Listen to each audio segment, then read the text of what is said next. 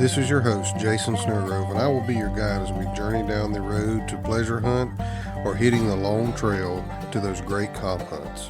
This is the Coonhound Collective Podcast.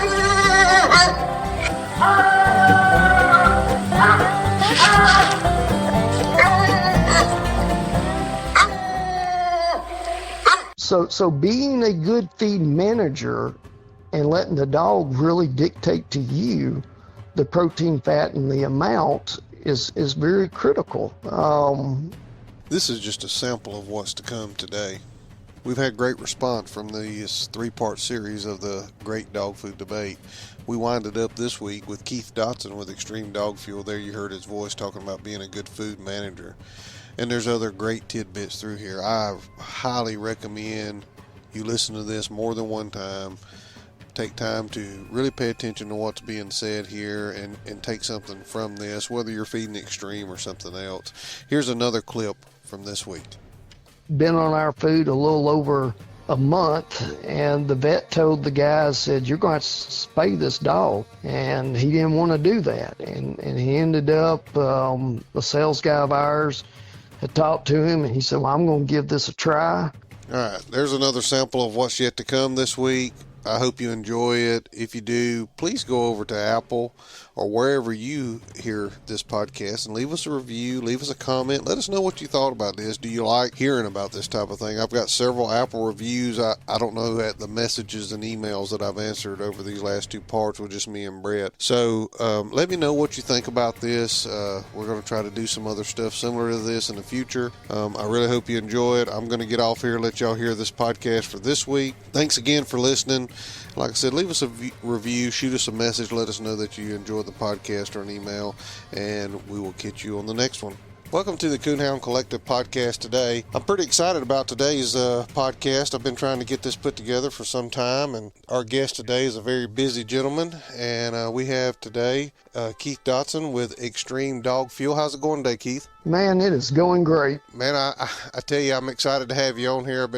I know we've kind of hit back and forth, and you've been busy, I've been busy trying to get this put together, and I'm just excited to talk about some dog food. I've been feeding your dog food for about 3 years now, and I have other hunters, coon hunters around me that feed Extreme Dog Fuel, and everybody that feeds it, that swaps over to feed it, no matter what other dog food they were feeding, they absolutely love it. So I wanted to get you on here and let's talk about it. Well, I appreciate that, Jason, and you know, this podcast is a little bit more special to me. Me growing up as a kid, we had a lot of woods, and I spent a lot of nights coon hunting, squirrel hunting with dogs, and there's nothing prettier to me on that full moon night, stars are clear, and hearing that dog treat. Absolutely. I tell you, I had the gentleman on the podcast, Mr. Stuart Peterson, that played Billy Coleman on Where the Red Fern Grows, and I made the comment to him when he was on the podcast of, I thought I was Billy Coleman when I was a kid growing up. I'll tell you one, Red Fern Grows. I think I did 3 different book reports throughout school, from junior high to high school, on that book. Love that book. I guess it's my favorite all-time book to read, because I'm like you. I mean, it just really hit home. It's amazing to me, a book that was turned into a movie that has impacted so many young people's lives through the years, and even today, as old as that is, you still hear people reference Where the Red Fern Grows. So Jason, are you a blue tick? Are you a walker? What's your favorite hound? Well, my actual favorite hound of all time is a black and tan. I actually don't even own one at this time, but I am a member of the Black and Tan Association. I follow the breed very closely, but my second favorite is an English hound, and that's what I'm currently hunting. I have 3 English hounds currently in my kennels, 2 blues and a kind of a liver-colored red tick male. Well, I was pretty big on the tree and walkers. I don't know why. You know, the old man that got me into coon hunting, that's what he primarily hunted, and boy, I miss those days. So let's talk some canine nutrition. Yeah, I would love to. Before we start that, tell us where you're from. I didn't mention that to start with. Sure. I'm from Magnolia, Arkansas. Born and bred here. We've traveled a little bit around the country, but God gave us direction to be able to move back home. And you know, at first it was very scary, but here we are today. So I'm in the sort of flatland, small hills of Arkansas. Okay, yeah. I want to talk. I definitely want to talk canine nutrition, and I kind of want to pick your brain here for how much time we have. And so you have the floor. I sent you some questions, and you just kind of go through them how you feel they make sense to go through them, and let's just talk about them. Well, you was telling me that you have a lot of questions about grain-free versus grains in pet food. So why don't we start with it? And I'm going to give you my 2 cents and my beliefs and my education and background on this, and we can go from there. But I think your question was grain-free, no corn, etc. How did this come about? Yep. I'm not a grain-free nutritionist. I don't believe in grain-frees, that it will give us good nutrition. But on the other side of it, if a formula has too much of certain grains, that's not good either. So there's a balancing act there, but the way it came about, I believe, is strictly marketing. That as some of these corporations bought out some pet food companies, and this was a way to market dog food and make people think that they're feeding a cleaner, usable, better formula. But, if you're feeding a formula that's real high in certain grains, like I said, that's not good either. For me, and the reason I'm not a grain-free nutritionist, corn, sorghum, millet, wheat, I'm not fond of any soy products because of skin and hair coat issue. But those other grains have a place. And they can help with a few things. But for one, they help me convert true meat proteins to amino acids more efficiently. Corn's going to be high in vitamin A. Wheat has some properties in a very small amount, will help tighten up some stools. Sorghum and millet is a cleaner grain to me, but I just don't believe in overformulating with them. So, that's sort of how my thinking is on grain-free and how they came about, but there's a lot of grain-free products sold out there. So you're saying 100% grain-free is not really good for the animal, but in the same tone, too much of a grain or multiple grains in it could also be adversely affect the animal as well. So there has to be a balance of the good grains in there. Yes, and brown rice is a different animal, but when we're talking corn, sorghum, millet, wheat, there needs to be a very balanced nutrition on those type grains. Brown rice is my usable instant source of energy. It's a clean form of instant energy for the dog to burn, and it doesn't cause the other effects being overformulated with the other grains. So if we exclude the rice, those are the grains I'd look at is the sorghum, millet, corn, and wheat, that a canine needs some of those. They just don't need to be overformulated with. Okay. One of the things which will lead into the next question we had wrote down was, a lot of times when I talk to people that have questions or have had issues with grain-free, it's in fertility issues. Is that something that you see from grain-free things, or you've heard about? And can you share some of the customer feedback you've got with your product as far as fertility? Well, and I don't think it's totally grains. I just think, when you overformulate and you look at unbalanced nutrition, that the formula just doesn't work as good, and therefore it doesn't convert, and the dog is lacking certain aspects that cause problems. And I'm going to preach, I always preach about a good protein source.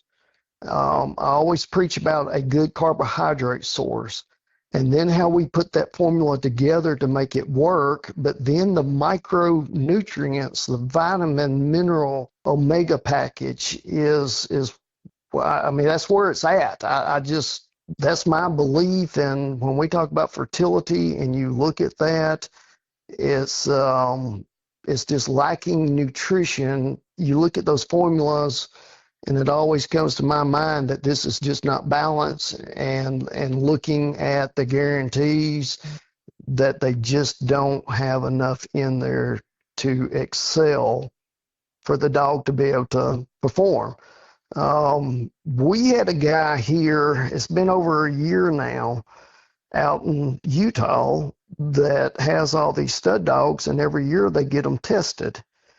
And one of his main stud dogs just couldn't perform anymore. And he was feeding another product, and he's been on our food now a little over a year. But when they got ready to retest all the dogs like they do every year, they decided to go ahead and test this dog again. And we went from a non-performing stud dog to a very active stud dog now. And the vet asked him, said, what happened? What changed? And they said, the only thing we changed was the food. And I don't want to go into what they were feeding, but, like you and I talked about, Jason, earlier, I had a customer here a few months back that was on our 30% protein, 20% fat, and he was bragging about how little it took to maintain his dog.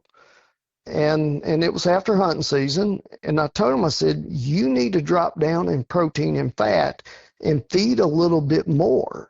And he said, well, what? That's going to cost more.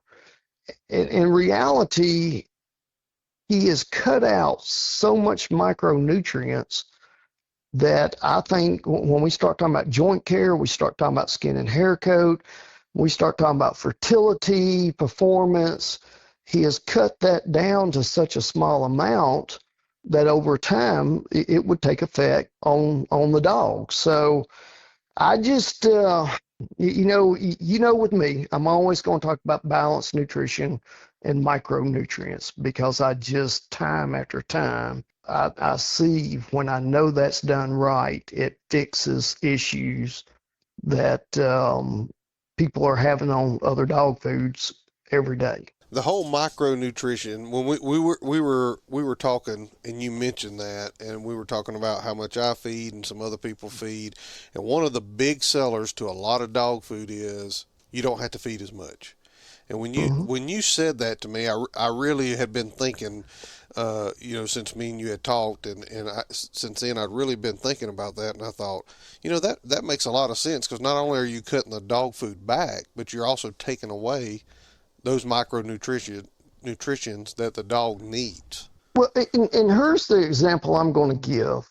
And I love training labs now. Since I don't have the woods to coon hunt or squirrel hunt anymore, I really enjoy retrievers. Most of my labs are going to be on that 26-18 formula, somewhere around 2 cups. 2 to 3 cups depend on the dog. But if I went to that 30-20 during the summertime, I don't want to go down to a cup. Now, if I go a little bit below 2 cups for that type of dog, I'm fine. But let's turn this around during hunting season. If I'm feeding a low protein fat or a diet that really doesn't convert, and now I'm feeding 7-8 cups a day to maintain my dog, there's other problems that go with that too. Um, Bloat, twisted gut, going to the vet, a huge vet bill, and possibly your dog dying. And that's why, when people call our office, the questions I want to know, what have you been feeding? What's the protein, fat, and how much by a standard measuring cup? And when we look at a FICE or something, we know that's going to be a lower amount. But if we're looking at a hound dog, that comes into a different level. So being a good feed manager and letting the dog really dictate to you the protein, fat, and the amount is very critical. So, sometimes I hate to say it, people want to get on one formula and they want to stay there. But sometimes, depending on the season and what's going on, we need to adjust that so that we're not having to make huge adjustments up or down on the amount of food that we're feeding. Yeah, it makes sense to me. I mean, I've never really kind of thought about it from that way, the way me and you talked the other day, and then since then I just kind of have pondered that around in my mind, and I thought, that really makes sense to me of adjusting the formula to what the dog is doing or what the dog needs. Well, in hound dogs, they're prone to injuries with all the running and mess. But when we look at hound dogs versus a lab, a German Shepherd, hound dogs' joints and hips should stay better throughout their life than the lab or German Shepherd. We all know you start with genetics, and breeding and correct breeding is very, very important. But then the nutrition throughout the life of that dog is really determining what that dog's going to do at 7, 8, 9, 10, 11, 12, 13, 14 years of age. And somebody asked me the other day, do you really expect your labs to be hunting at 12 years of age? And my personal lab at 13 picked up 1,000 ducks across rice fields. And she didn't have good genetics and good breeding, but that nutrition done right throughout her life is the reason that she was able to do that. And I guess my thinking, Jason, they become family members. We spend so much time with them. We spend so much time training. We spend a lot of money on these dogs. Why would you want to have to retire, especially that once in a lifetime dog, 1 or 2 or 3 or 4 years early? Yeah, absolutely. That's my thoughts. I mean, I'm crazy about my dogs, and people would probably laugh at me for what some of my dogs are buried with them, but that's just sort of how we feel about them. Well, I will give you this little thing. You was talking about joints and stuff, and my brother-in-law, they had I think it was a cockapoo that was about 12 or 13 years old when I first started getting your dog food and feeding it to my dogs. And I was, reading through the different formulas, and I was trying to find out what would work best for me. And they were having a lot of joint issues with this dog. I think it was about 12 years old. And they had took it to the vet, and the vet had it on all this medicine and all the supplements and stuff like that for these joint pains. They were ordering different supplements. And I got them on the 2618 that has the high glucosamine and stuff that y'all sell. And he started feeding this to this dog. And in about 6 months, they take the dog back to the vet, and it's like, well, you can come off of this, and she don't need that, and we don't know what you're doing, but wow, the joints look a lot better. She seems like she's a lot freer moving. This dog went on to live another 4 or 5 years, and that's what they fed her till the day she died was at 2618.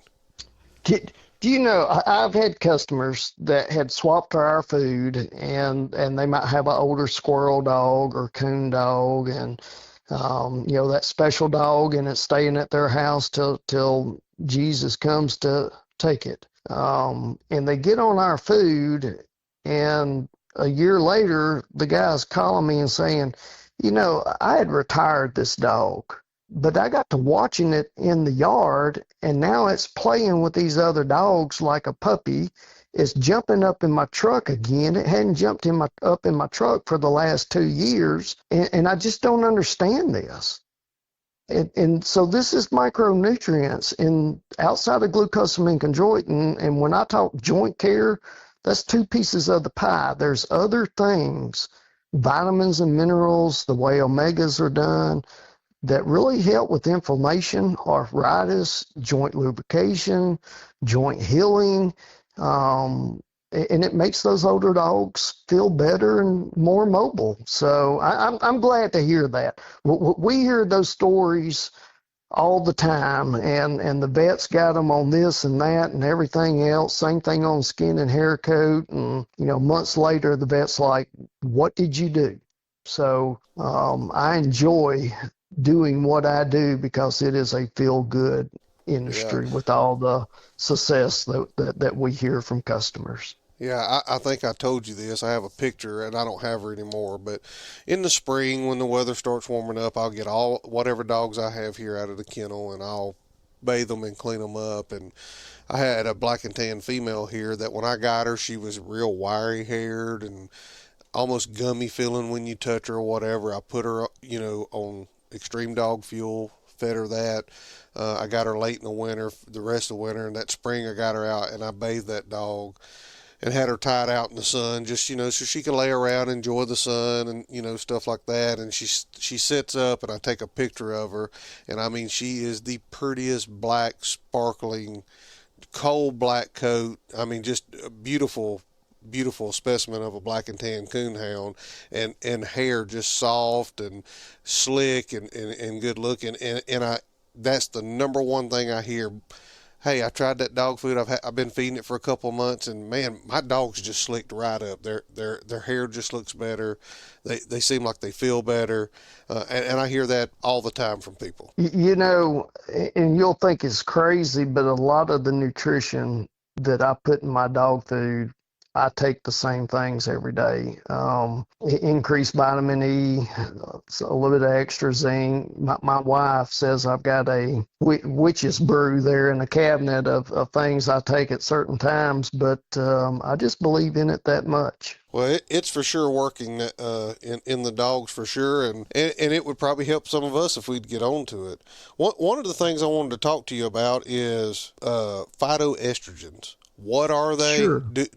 How do they affect our dogs? Do they affect our dogs? Well, and they can. You're going to see certain ingredients that's going to be higher in them. They can affect fertility. They can false pregnancy. They can cause some issues. When you look at these formulas that are going to be high in certain ingredients, and it's usually not one that does it. It's a combination of different things. And I hear a lot of people talking about grain free. We have a lot of conversations about they're on a grain-free diet and they're having false pregnancies, and you go through the list of ingredients, and it's probably not one that's doing it. It's a combination of several. I just, once again, I'm a high meat, brown rice, fat, and then how I put the rest of that formula together and the micronutrients. Peas is one of the ones that a lot of people have concerns in.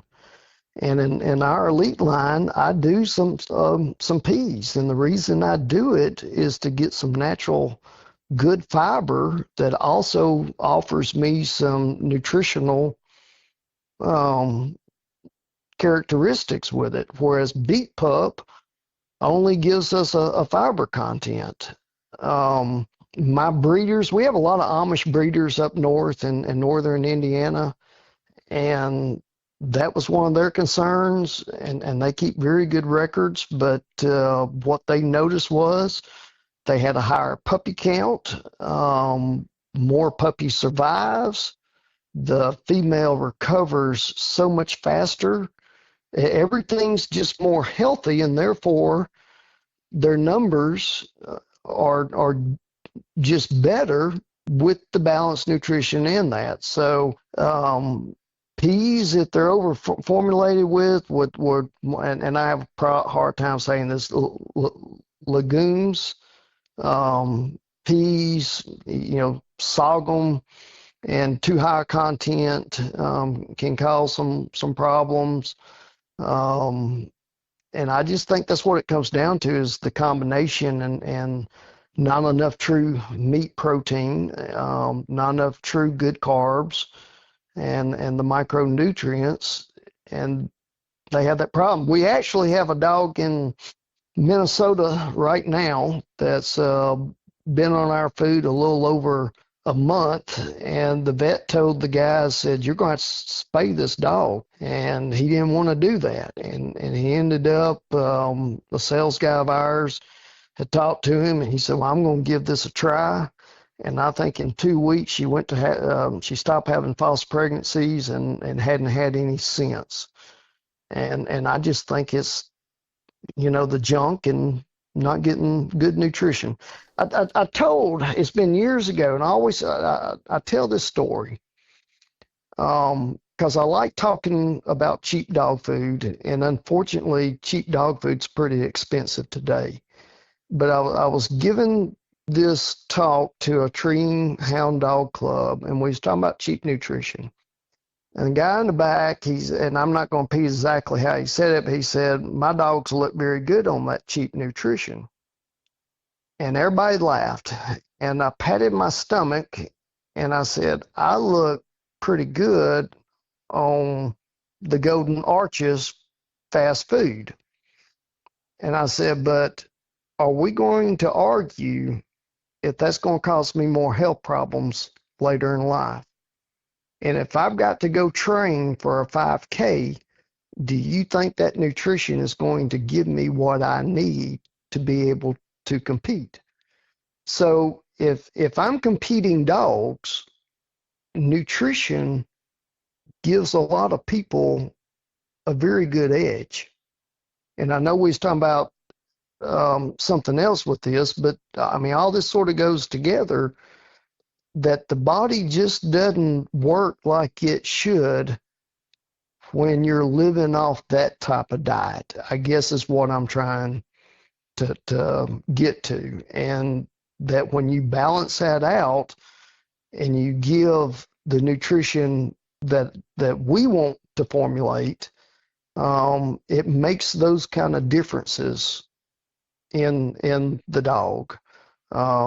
But yes, to answer your question, when formulas are done like that, it can cause, certain dogs that maybe have other problems, it can have a higher rate at causing those issues in those dogs. Yeah, that completely makes sense to me for sure. I mean, it's hard to pass up a good cheeseburger, but it may not be the best thing for you at the time. Yeah.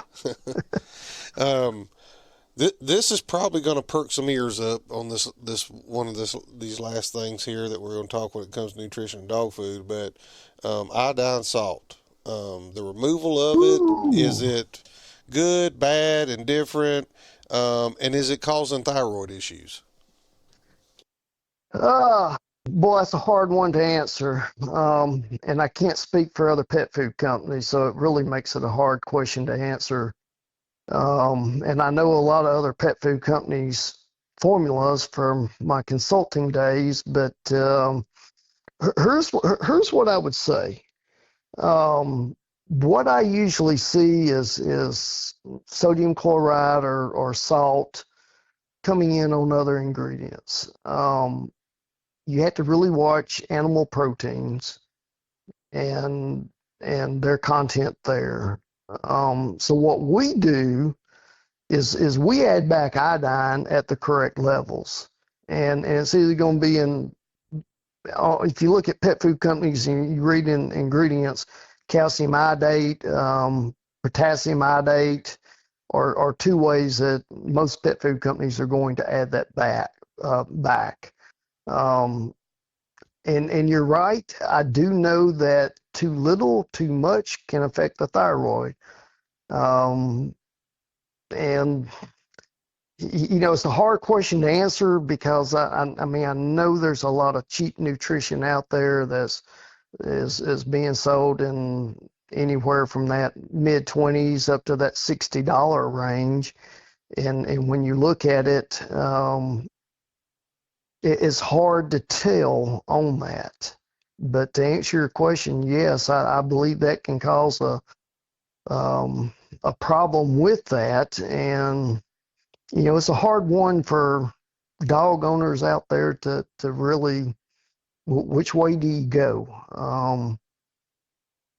It's It's a hard one, but yes, too high, too low, not enough. But I do think a lot of people think that that's been taken totally out, and I don't believe for the most part of the pet food industry that's true. I just think they're adding it back in other forms that most people don't realize what it is on the ingredient list. I Gotcha. actually, one of our mistakes is not on our ingredient list, and we're fixing to redo plates. I mean, I'm fixing to probably spend $70,000, redoing plates to correct this on my bags and some other things. But that's the best advice I can give is look, call the pet food company if you can actually, get somebody to talk to that knows anything. I mean, I would call and question and see what they say about it. They're probably all going to defend, but you probably need to look at calcium iodate or potassium iodate and see if that's in the ingredient list. I just, once again, it comes back to balanced nutrition. I do know some breeds, genetics really play a part in it. I know Dobermans, Beagles, Golden Retrievers really come to mind to have, are prone to have more problems.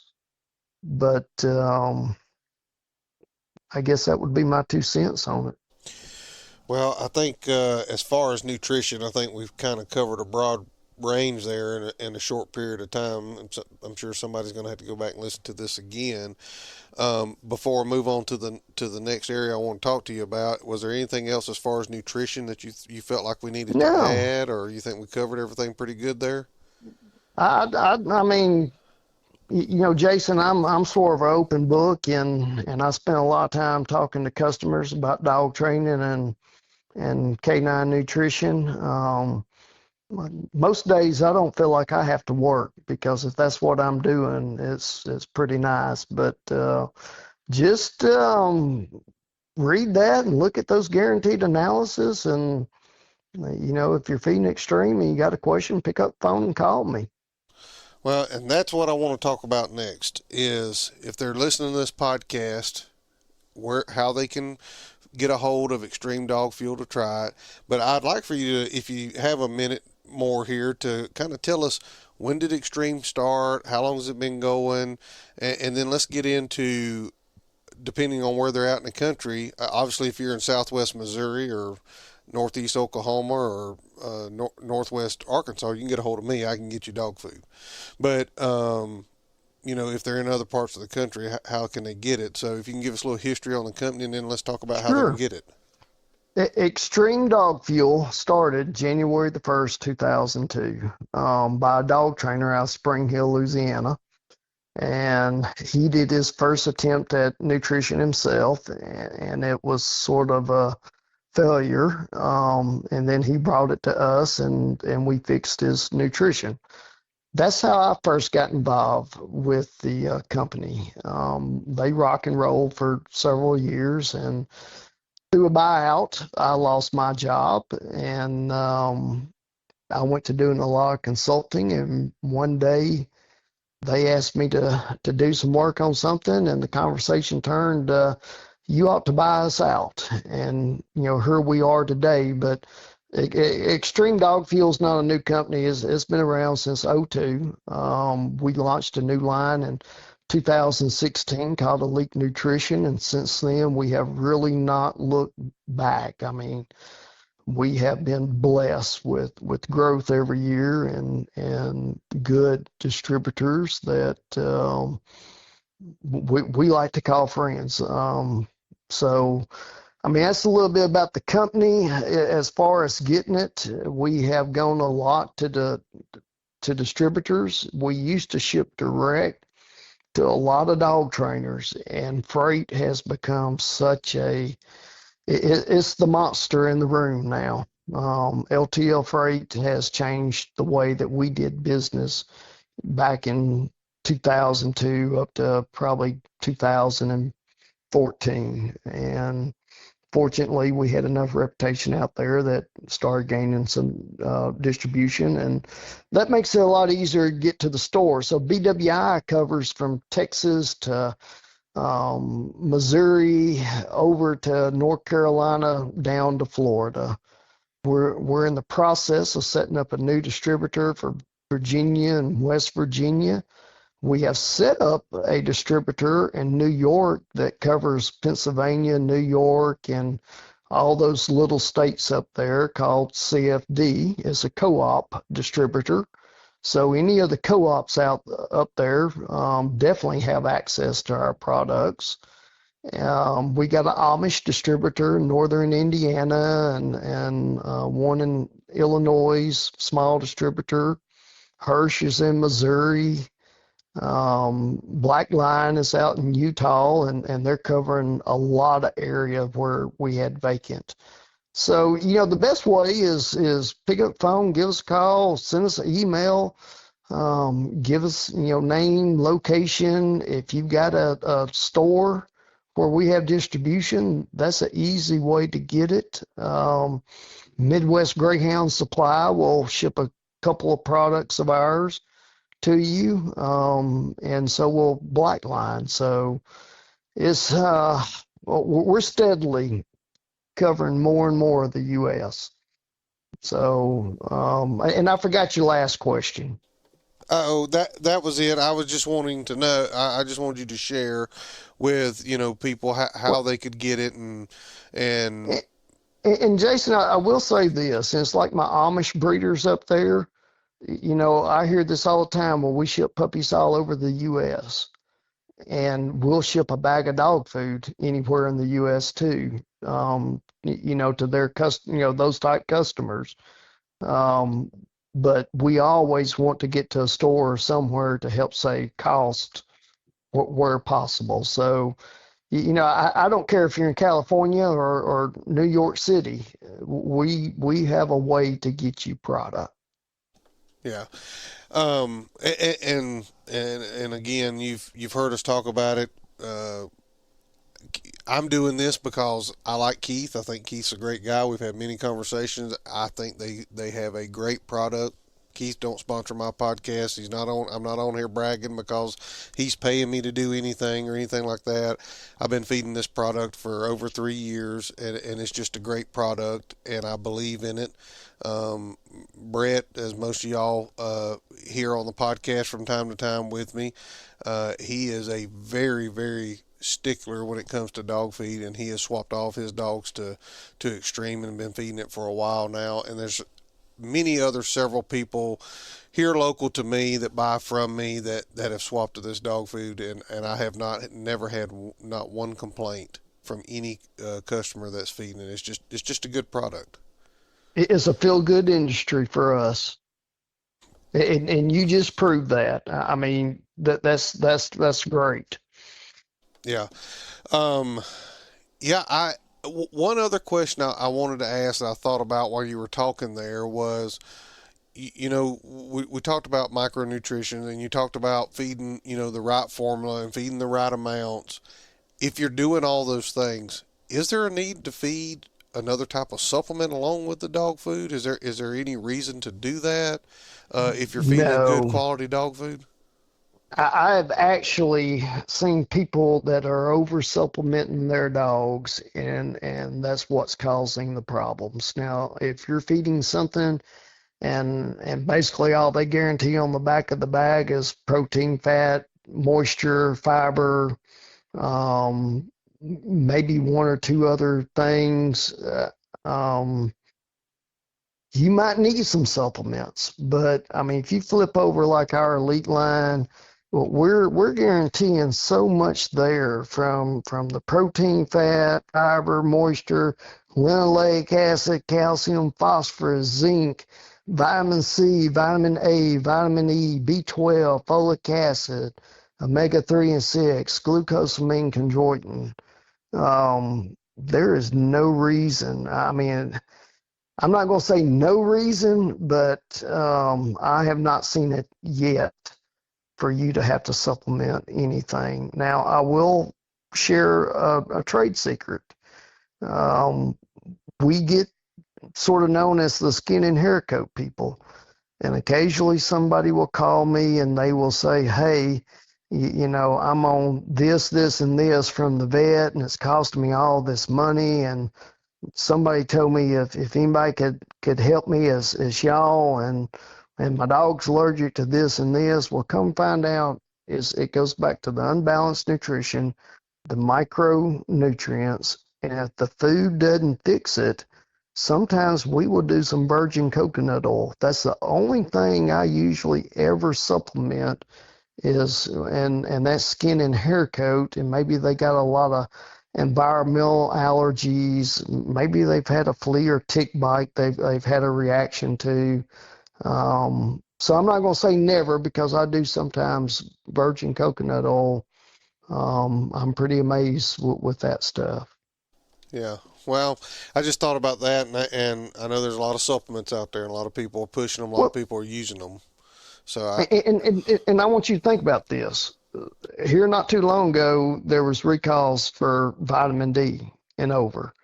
And if you start looking at some of these supplements, um, a dog food should be formulated, and if it's an all life stage, they shouldn't be skimping on that type of stuff. So if they're not skimping on it, sometimes you're getting at higher levels. For like us, we're about the max I want to be at on zinc because too much zinc can be hard on the stomach.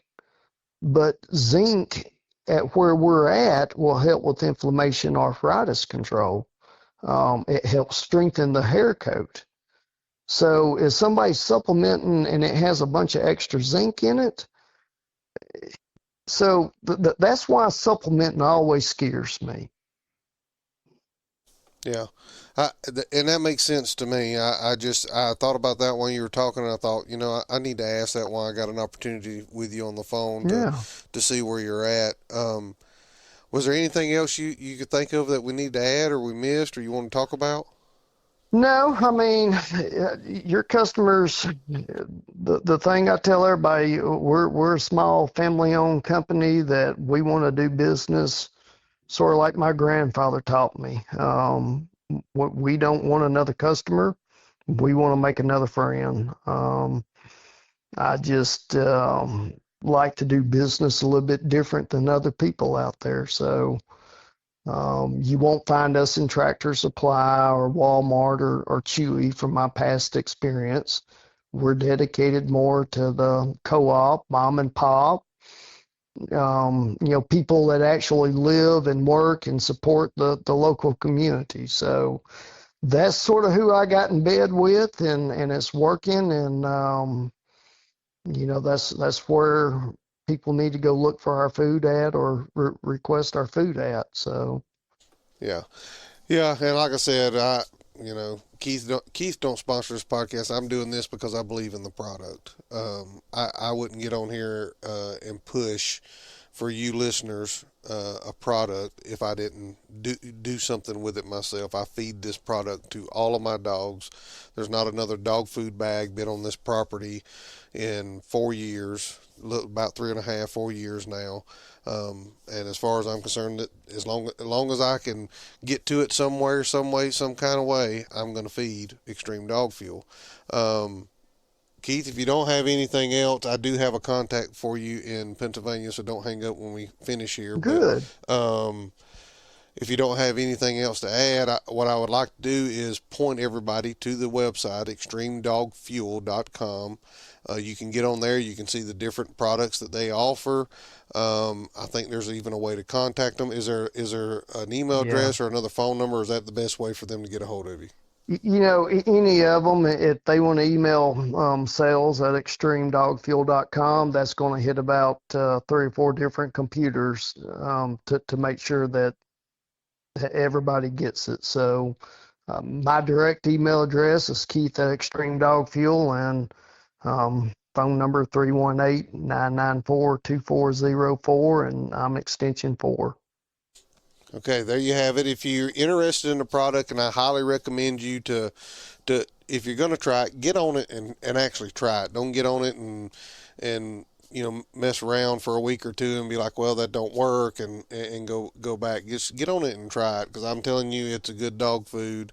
I've been feeding it for a long time. Some of you that know Brett know how of a stickler and picky he can be. He's feeding this dog food. He believes in it as well. So get on it, give it a try. Don't think you'll go wrong. And Keith, if you don't have anything else to add, I appreciate you taking time today to be able to get on here and get on the podcast and kind of answer a few questions that we may have. Well, hey, man, I appreciate you and your friendship and support. I appreciate it a lot. Yep. Well, thank you for joining us, and hang on, Keith. I'll get you that contact. Hang on just a second. Thanks, guys, for listening to the Coonhound Collective podcast today. We really appreciate you taking your time out of your day to listen to the podcast. If you don't mind, head over to Facebook and give us a like, and head over to Instagram and give us a follow. It's both at the Coonhound Collective. Also, if you would like to reach us here at the Coonhound Collective, you can reach us at thecoonhoundcollective@gmail.com. If there's someone that you would like to hear on the podcast, or a product that you would like to hear talked about, please send it to thecoonhoundcollective@gmail.com. Thanks again. Have a great day.